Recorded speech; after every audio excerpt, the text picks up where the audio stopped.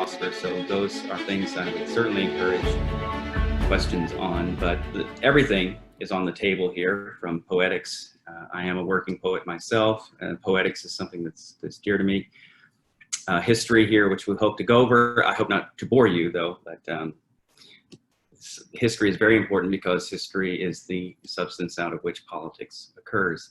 So I begin with the question, where am I? And that's the question that Dante begins the Divine Comedy with, basically. He's lost and he doesn't know where he is. And hopefully we'll have some time at the end of this session to start reading the first lines of this poem.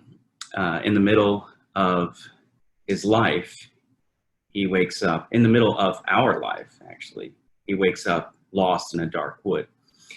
And that's where, if we can each take that existential crisis as our own, and for some of us that's not hard to do, it's right there. For others, you may have to remember a time when you were lost that way. But I would encourage you to take on that sense of crisis for yourself. It may not be so hard given the national circumstances we're in, right?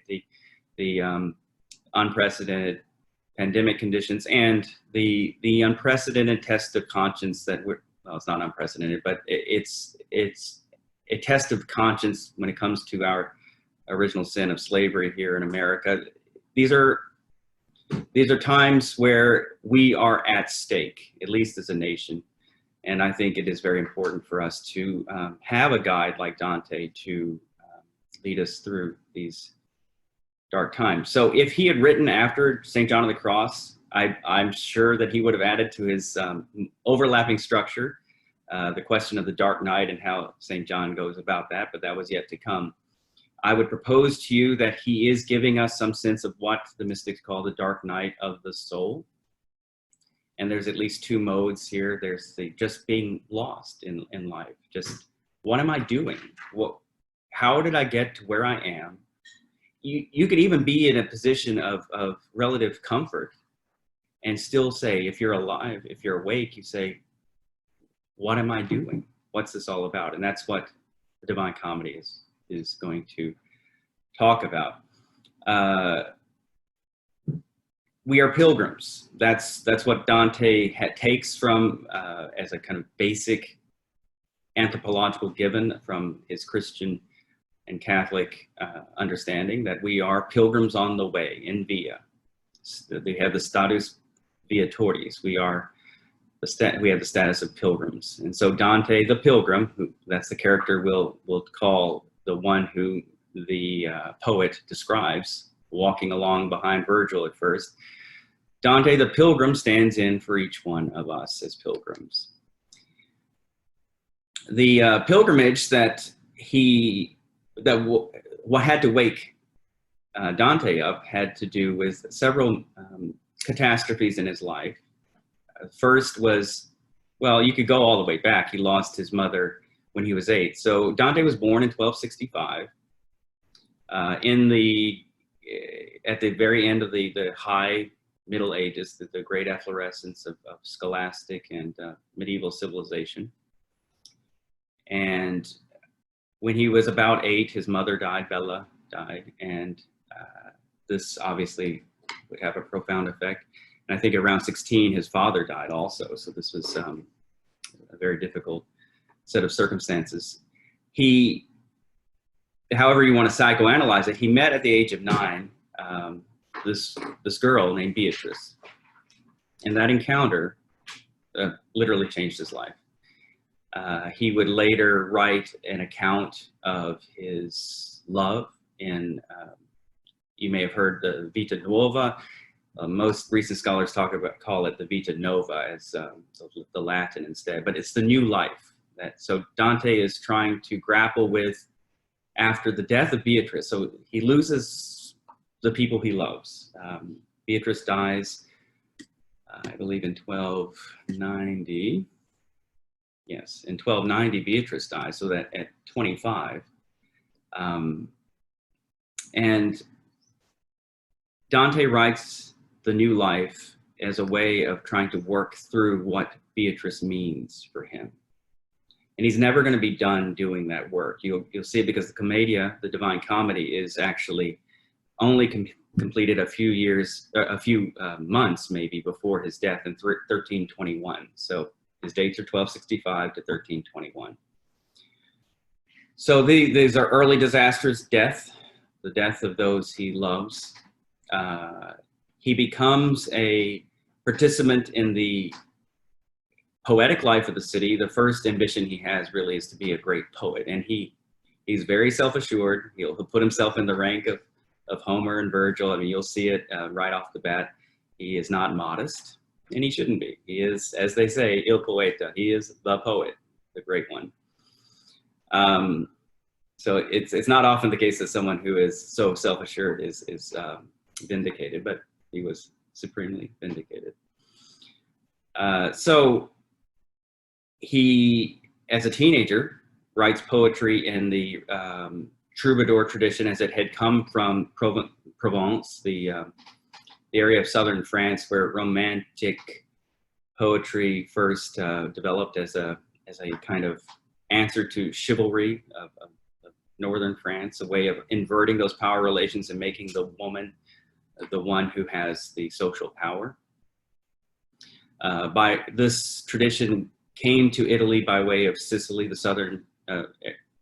area of southern France, and that tradition would eventually come to Tuscany, which is the area in which Florence is the great city, Dante's hometown, his great concern all through his life, even when he is in exile. So Tuscan poetry will be influenced by this troubadour poetry by way of Sicily, and Dante is going to be a participant in that evolution of this form of love poetry. And that's what you see actually in the Vita Nova, a transition from lamenting the pains of love, a la his friend Guido Cavalcanti, whom we'll meet, of course, in the comedy, switching to praise of love of Guido Guinizelli.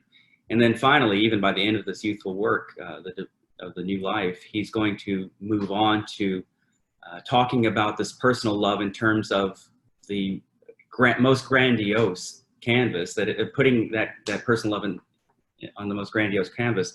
That is, he assimilates Beatrice, his love, his dead love, to Christ and the Trinity. So, and that's a project he carries out in the Divine Comedy. It's very extravagant, and we have to. You'll see that at the top of Mount Purgatory, where this shocking moment comes when we realize he's continuing that project that he had announced in Vita Nova. So that's one. That first phase of his life where he was ambitious as a poet, but then he becomes also ambitious as a citizen, as a politician. Florence was a commune.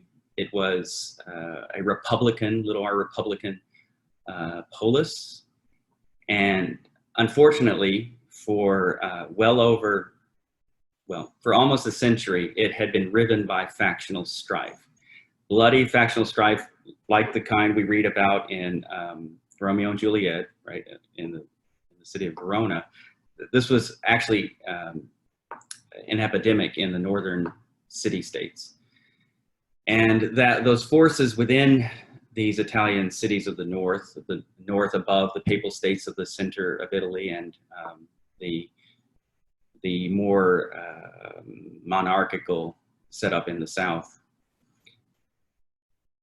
The faction is what Dante really has to come to grips with, because he was a member of a faction, just like most people were. And he has to, part of what he's working out in the Commedia is how destructive factionalism is for the thing that we are all meant for, and that is unity. And that's one of the things I want to make clear about how our time is addressed by Dante very directly here, that the justice must be pursued, but partisan warfare will only rip apart the social body. So we have to go through a conversion, each one of us, in order to bring reconciliation as a possibility for the people as a whole. So that's going to be one of the great themes. The two factions of Dante's youth were the Guelphs and the Ghibellines. These are funny names, but they come from German antecedents. That the great power play was between the Holy Roman Emperor, who ruled the German lands, and then occasionally the southern kingdoms of Italy. And that power was in tension with the papacy, the other great international power of the age. And this isn't trivial. It's something that it's worth thinking about, because this was one of Dante's preeminent concerns, and that was how to order our life politically. And his concern was to somehow have a check and balance, that you couldn't have just, in the end, his final position was that you have to have both a secular power that's strong and a religious power that's strong, but they have to balance each other out.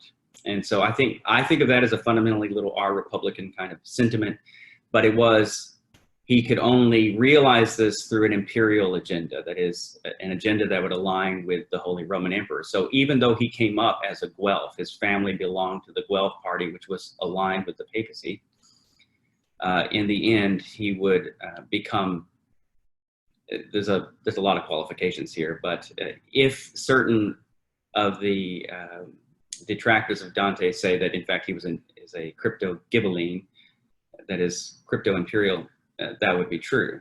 But there's a much more spiritual path that he's taking, and he is in fact more Republican about his thoughts on these power plays. The problem with the Holy Roman Emperor was that it was so weak and fragmented from the investiture controversy of the late 11th century. It had gone up against the papacy and had lost. That had empowered many of the princes of these German lands to rebel against the overlordship of the emperor. The whole structure of the empire in the West, which had collapsed, as you know, in the late 400s, the Roman Empire in the West had collapsed, and that left an immense political vacuum. And that political vacuum was eventually, the hope was to fill it with what Charlemagne created, the Holy Roman Empire. But that office was never the same as the Roman Empire in the East, which lasted into the middle 1400s. The problem in the East was what is called Caesaro-papism, a notion where the imperial power simply has control over the religious, and there isn't really any check and balance there, and the secular ruler has the upper hand.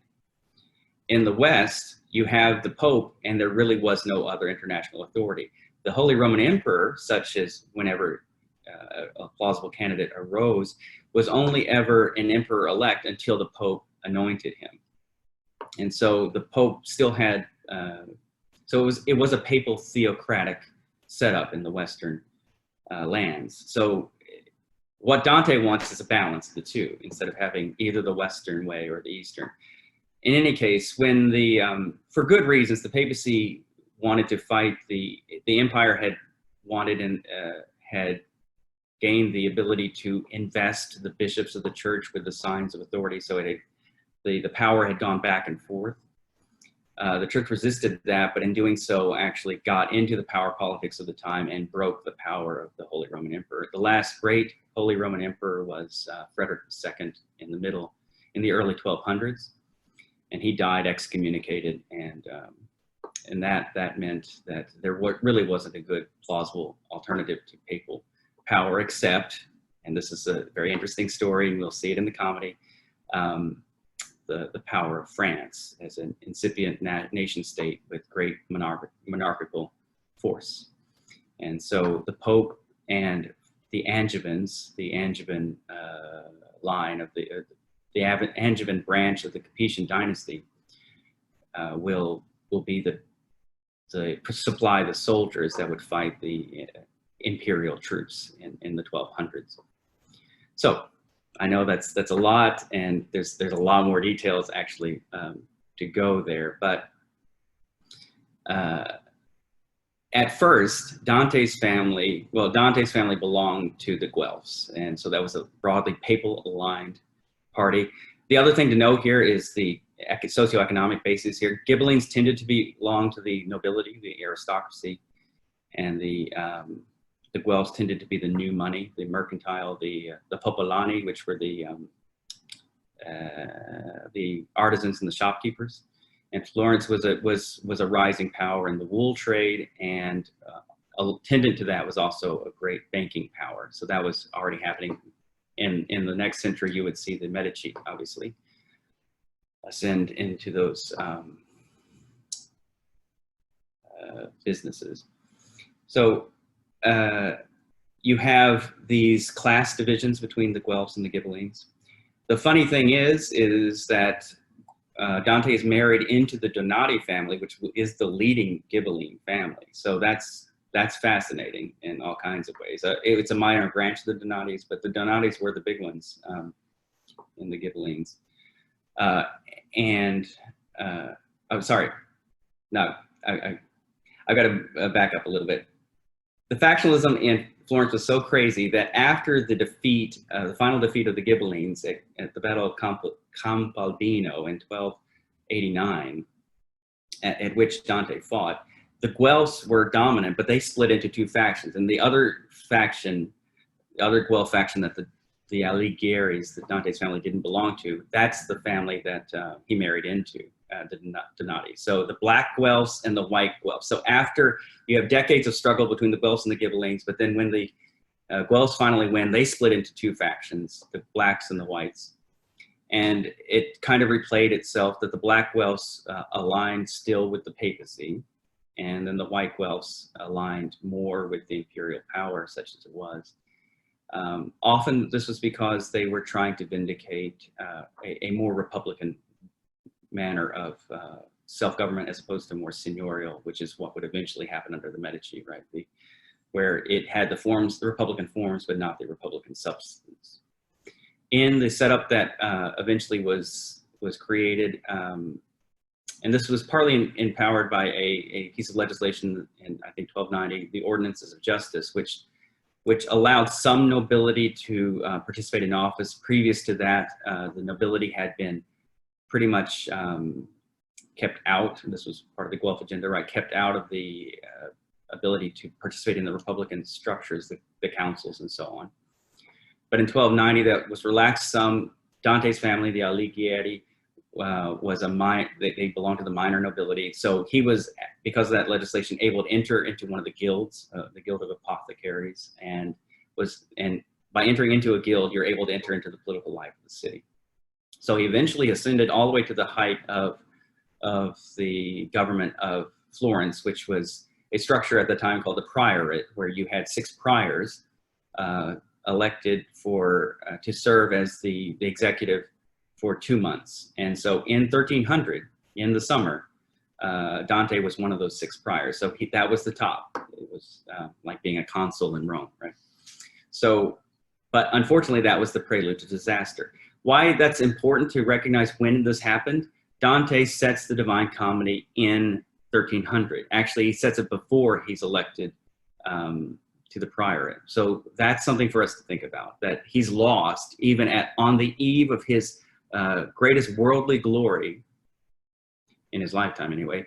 He finds himself lost. So that's something for us to think about. Could we think right now in my life, or has it ever occurred to us that I'm really doing well, and then later on you realize I was actually lost? And that's what Dante is telling us, that he was doing really well by worldly standards, but he's telling us in the Commedia, he was lost.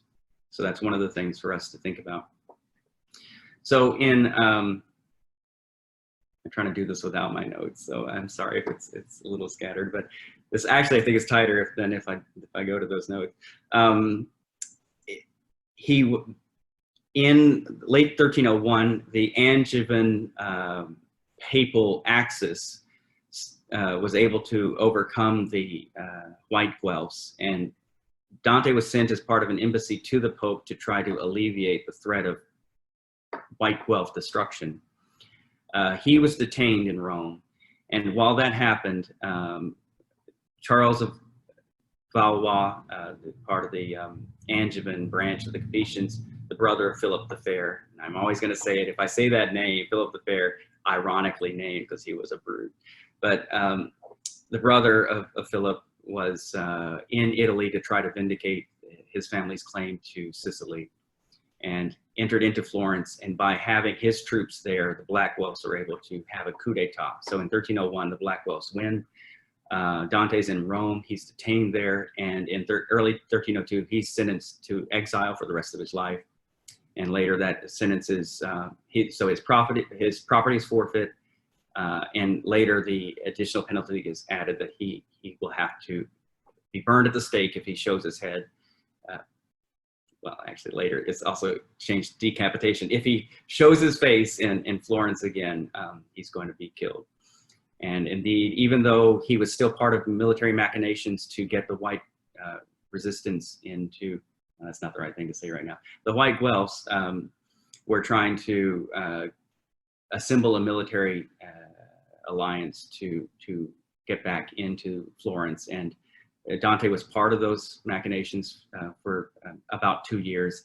They failed, and he gave up that dream. And what he did was turn to writing this, well, he turned to writing both philosophical treatises and then finally the Commedia. And he would spend the rest of his life writing and finishing this supreme poem. So I don't know if there are any questions on the chat. I don't want to interrupt the... please feel free to chat along the way here. I won't bore you too much longer with the details. Believe me, it'll come in handy because in the Divine Comedy, he meets dozens of people, and a lot of them are actors in this history. What you note is that if he sets the poem, even though he's writing it in 1308 and 13 teens, and he's setting the poem back before he was exiled, back before he was prior, that means that all the people he meets, and they all have to be dead by the time it's set in the Easter week of, well, the end, it's set during the Triduum, the 3 days of the Paschal Mystery, and then the first days of Easter of 1300. There's a little ambiguity, though. He's kind of playing around as if he's also setting it in March 25th. So we'll let him have it. He can have both of them, but it's both around the Annunciation and around Holy and Easter week of 1300. So he has to meet dead people. Right? He sees dead people. The only people he can meet are the ones who are dead by that time. So that means he's not dealing with absolute contemporaries. He's going to deal with people that have, so he's going to deal with the history that I've just gone over, the previous generation's history of Florence. And he's going to use that as a way of talking about what he thinks of the present. So he's using recent history to talk about contemporary history. That's one of the, as it were, allegorical levels that's going to be going on here. It's very complex. He makes the claim, and his, I think it's probably legitimate, this Epistle 10 that he wrote to Congrande della Scala, one of his patrons in exile. He lived a lot of his life in it was Verona, I think, actually, with Congrande, and then finally he dies in Ravenna. And of course, there's this tussle between Florence and Ravenna. Florence wants the body back. Of course, Ravenna says you didn't want him when he was alive. So his body's still there. Apparently, I have not been to Firenze, to Florence, so I hope someday. But apparently, there's a magnificent tomb, but there's no body in there, and Ravenna's got the goods, even though it's not as magnificent. I've got one question. No, and one encouragement, that's nice. When exiled, was he in constant danger or was he left in peace? I'm wondering what exile involved in the 1300s. It's a great question. He wasn't in danger. We don't really know as much about those movements. Actually, we know very little about Dante's life except what we can glean from his writings. It's remarkable.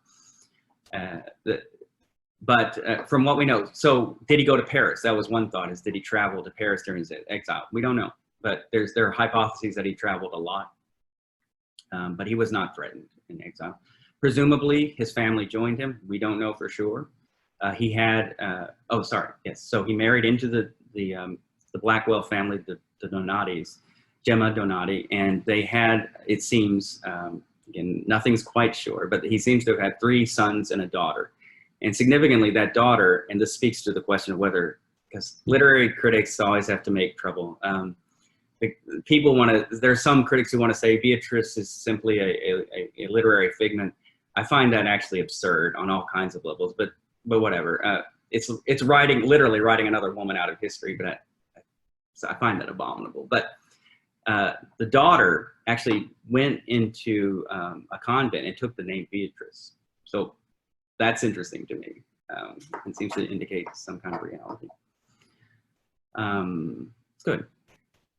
I know there's things I've left out, but we will have a lot of time along the way to discuss those questions.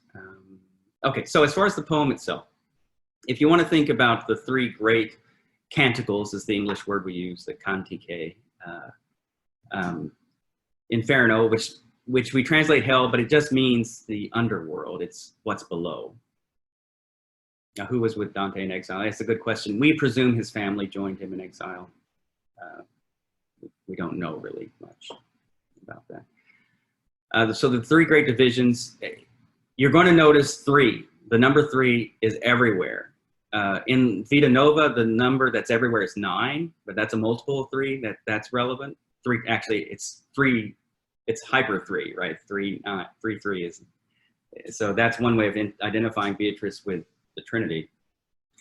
In the Divine Comedy, you've got the Inferno, the underworld, in hell. You've got Purgatorio, the place of purgation, and then you've got Paradiso, the celestial paradise. There are 100 cantos across the 3 canticles. Canto means song, so it's 100 songs that make up these 3 great canticles. The first one, Inferno, has 34, and then it's 33 and 33. I think that's something we need to think about, because 33 obviously is the how long Jesus lives. So that number matters to him. He loves that. I mean, he loves that, right? 33 is the 9. So 33. Why does the first one have 34? Well, you can say the first canto is introductory, which it is, but so is kind of the second one. You're not in hell till the 3rd. So that's something to think about. I would suggest that, and a lot of this I would just put as proposals for how to read the poem. This is a journey I want us all to take together. Could it be 33 plus 1? That is, there's a way of having that number. So it's 33 is the standard for the other canticles. So 33 plus 1 means who is that other one? And I think that other one may be us. That is, in the first canto, he's literally, from the first line, inviting each one of us to be put into that story. That's a suggestion, anyway. Not only do we have 3s at that level, 3 canticles, 33 cantos, in the 2 later canticles, but we also have this rhymes, this poetic form that Dante invents, terza rima.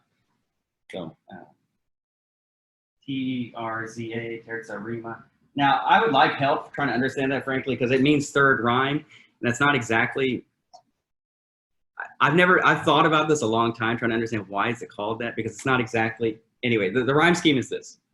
You have the first line rhyming with the 3rd line, and then the middle, the line in between, so these are tercets. They're each canto is divided into 3 line segments, so you get 3 line units. The first and the 3rd line you rhyme. The middle line rhymes with the next opening line and closing line. So it's A, B, C, B, C, D, D. Sorry, C, D, C, until, not a popular acronym there, CDC. And then at the last, there's a final line that's going to simply rhyme with the middle of the previous.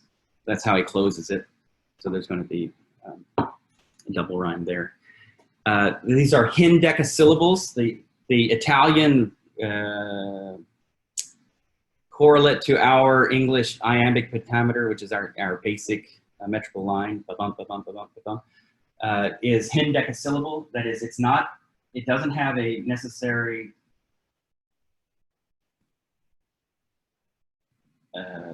accentual division. It's simply, you've got 11 syllables in each line. What that does is give you a kind of uniform length.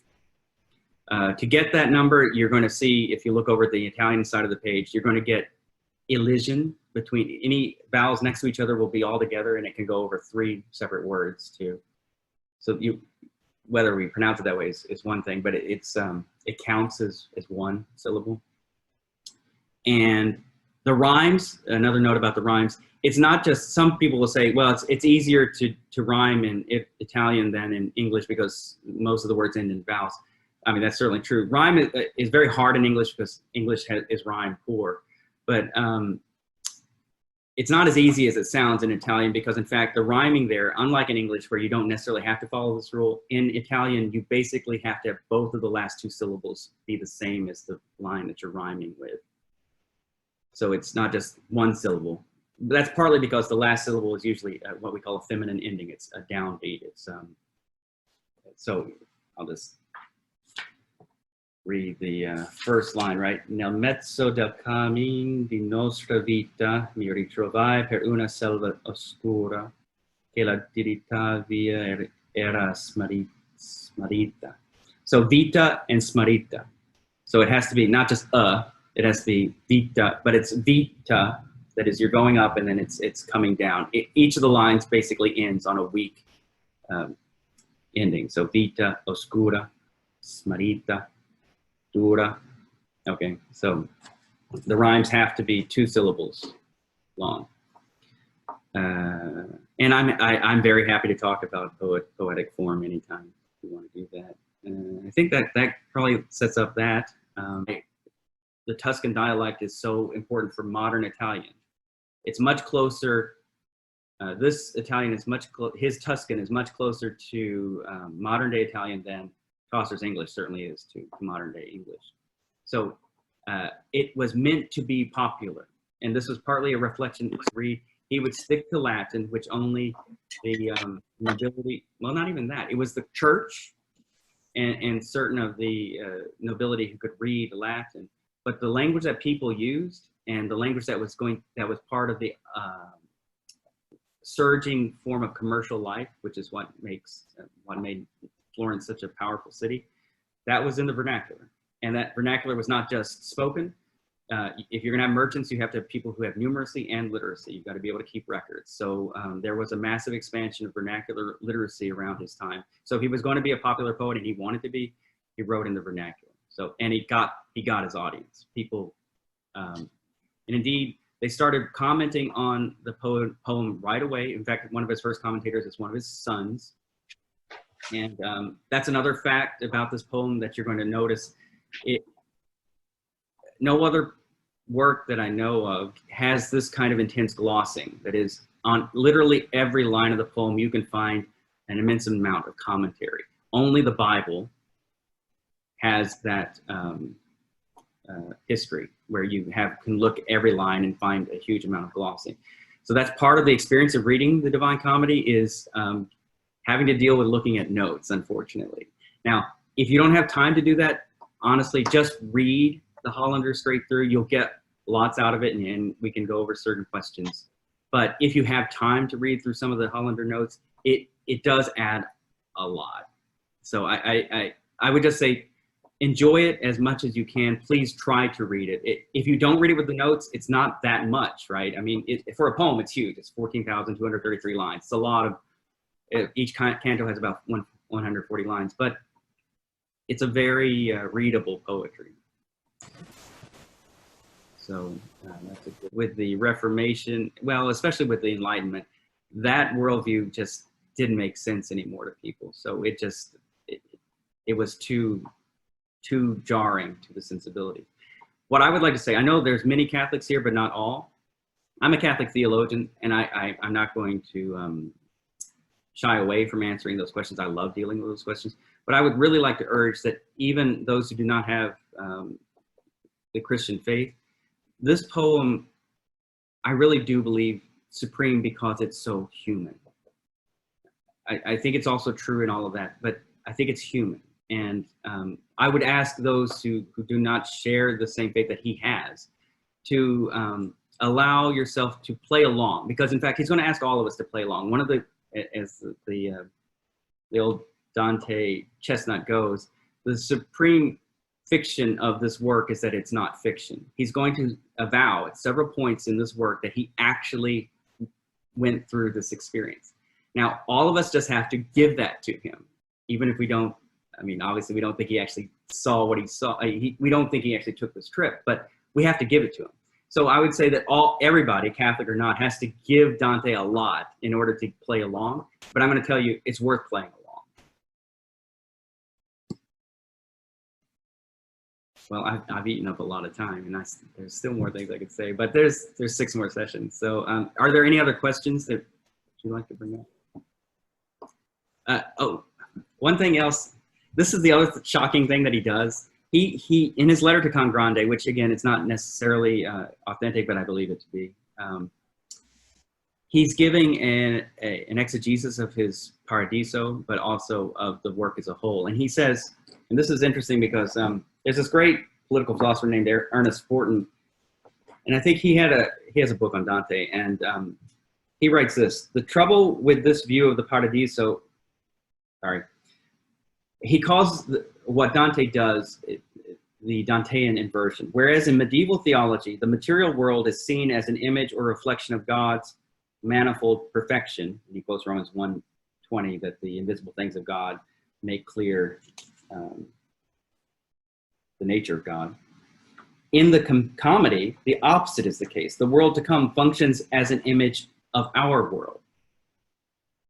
So you see, in standard theology, the world images God, images the invisible.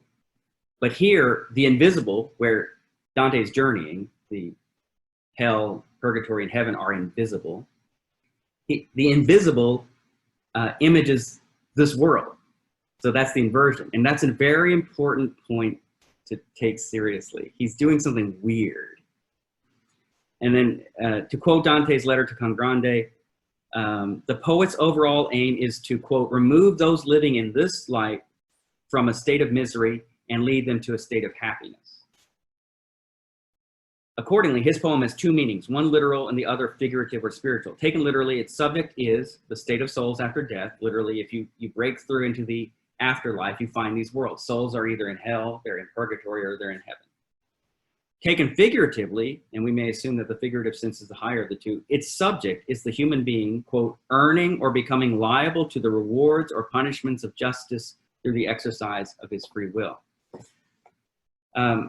There are 4 senses of reading scripture, and what Dante notes that in his letter to Con Grande, and what he does, which is so shocking, he says, you need to read my Divine Comedy the way you read the Bible. There's a literal sense, which is the historical sense, what happened, and that historical sense has a spiritual or allegorical meaning. There's an allegorical in a restricted sense, meaning a reflection of what's happening now, basically. A tropological or moral meaning, which is basically what Fortin just highlighted. And then there's an anagogical, which is the meaning that it has in terms of the other world, the afterlife. What's shocking is that, first, as Dante's saying, you should read his poem as if it's scripture, like it's scripture. Again, he had no problems with false modesty. But I would like to put it on the table. What is it he's doing? What's the literal meaning? What's happening? Is it that he's actually meeting people who are dead? And so he asks us to believe that that's happening. So that's literal. But what's it supposed to be spiritually signifying? Well, something about our life and how we live it. That's certainly the case. It's also anagogical right away. That is, the thing is, he's talking about the other world, and that's the literal meaning. And so it's a big flip, and it's worth kind of, I know it's very paradoxical, and it's hard to get one's mind around, but it's something to think about. The other thing, and this is as a kind of a theological suggestion on my part, the fact is we have this genre of apocalypse, and I haven't seen this in the literature really. St. John, in the last book of the Bible, the book of Revelation, he has a vision of the other world. And the whole book of Revelation is meant to signify our life. is to show us what's actually, apocalypse means unveiling. It's supposed to unveil what's going on right now. You have the apocalypse of Daniel, and then there's other apocalypses that are not canonical. Or you have Ezekiel's visions and so on. Dante is clearly in that tradition. He's a seer who's been given a vision. And that vision is supposed to give us a new way of looking at the world that we're in, the life that we're living. And indeed, his whole journey in the end is to make him both the supreme poet, but also to make him a prophet. And so something about the journey that he's going to take and we're going to accompany, if we can see through to the darkness of our own hearts and of this world, we can somehow receive the charism of prophecy, of being a speaker of truth to power. I mean, literally, that's what he's going to figure prophecy as, which is what it is. And God knows we need more prophets right now. So I think it's a stunning play he's making. He's going to go for the whole ball game, and I think it's worth suspending some disbelief to follow him.